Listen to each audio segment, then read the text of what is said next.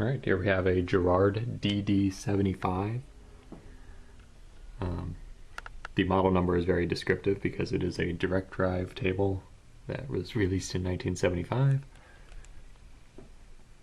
I used this table for maybe 3 or 4 years before I got something better, and it had a lot of problems, although I managed to fix most of them.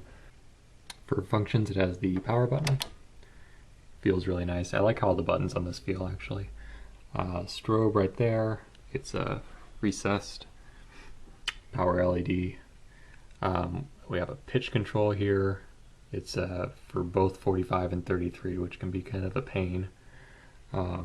There's a 33 to 45 switch. Start button. And then you stop it. And when you stop it, I believe it lifts the cue.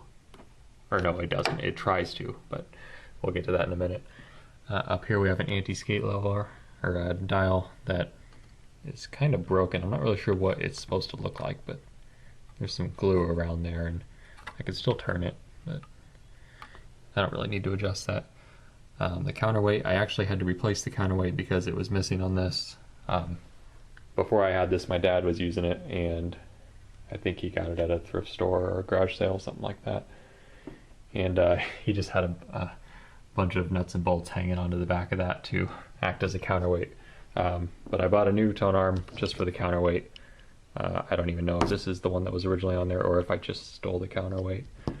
I think the tone arm cost me like $20 or something, but the seller messed up and forgot to ship it, so I got it a little late and he gave me a full refund. Less shipping, so I think it only cost me about $5 to have that replaced.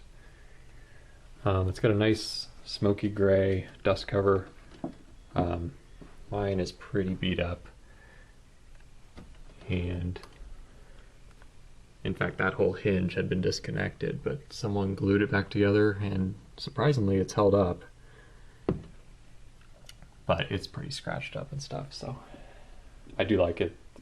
I prefer the smoky ones instead of the clear ones. This mat is original to it.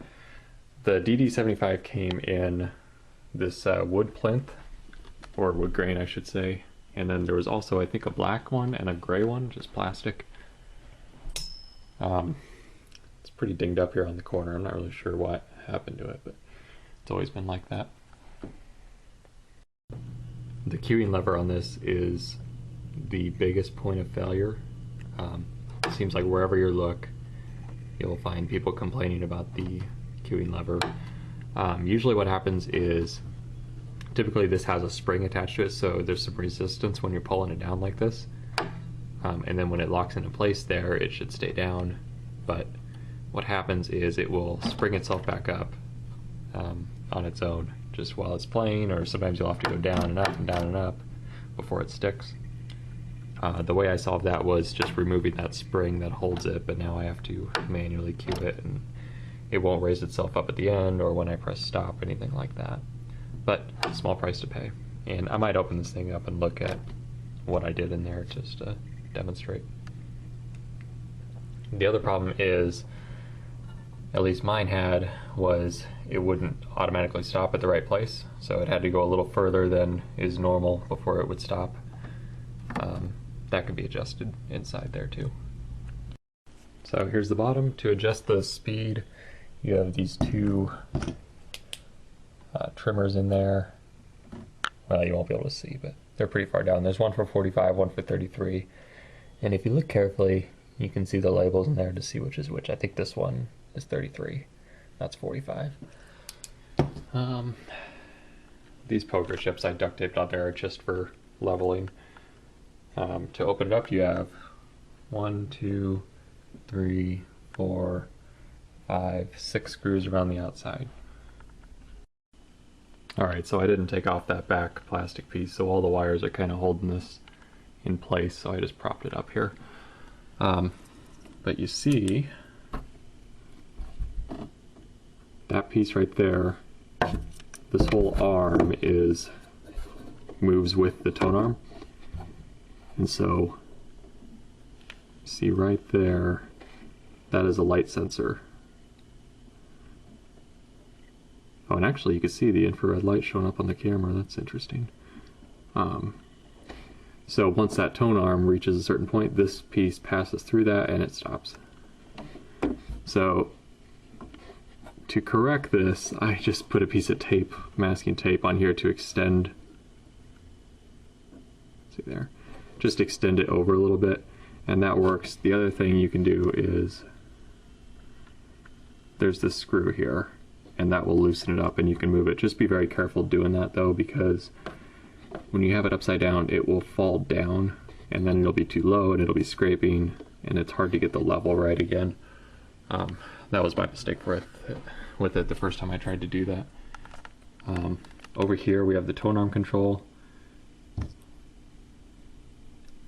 And you can see, let's put that there.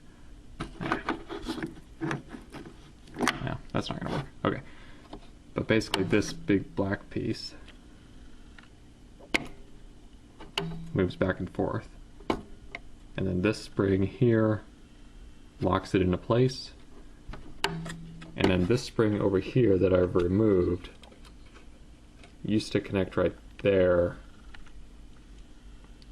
And that is what puts the tension on this that pulls it back.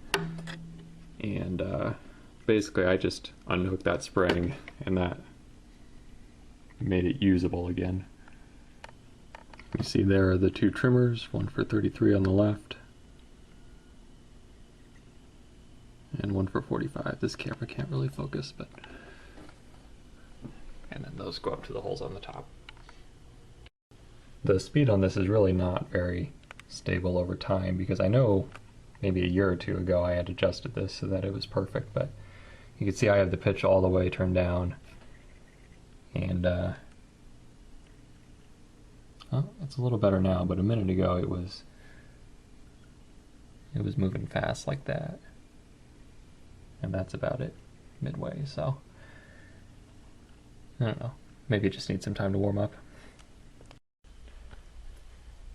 This came with a Shure M95 ED cartridge, and I replaced the stylus with a really cheap one, got off Amazon or eBay or something like that. It's better than the original, but it's still not a very good stylus. I'll give a quick demonstration using this Pioneer SX780 and some JBL L56 speakers. And this is the gym slips.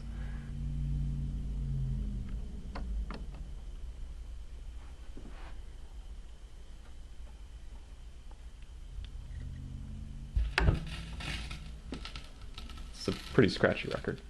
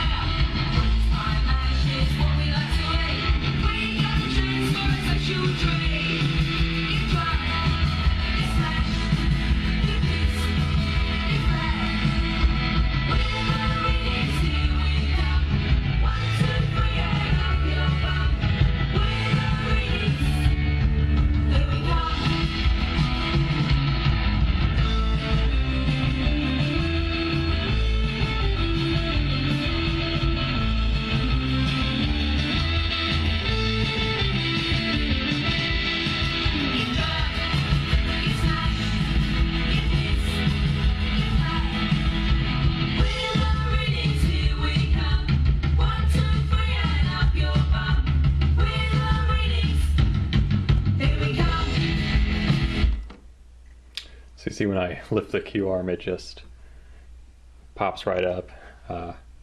It's not damped at all. I think it's supposed to be damped, but I'm not sure if removing that spring had anything to do with that or what, but I'll skip ahead to one of these other tracks.